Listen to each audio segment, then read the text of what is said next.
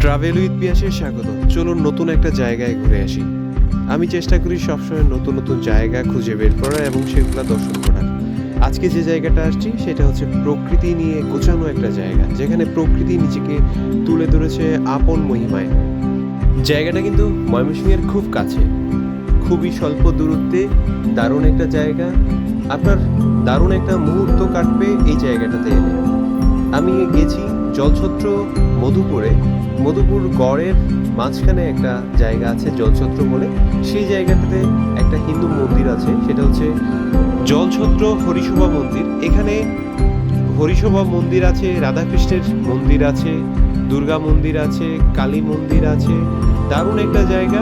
এখানে দুর্গা উৎসবও হয়। এখানে এই মুহূর্তে এখানে দুর্গা মন্দিরে লক্ষ্মী প্রতিমা স্থাপিত আছে। জায়গাটা সুন্দর, বেশ গোছানো একটা জায়গা। এখানে কীর্তন অনুষ্ঠিত হয়।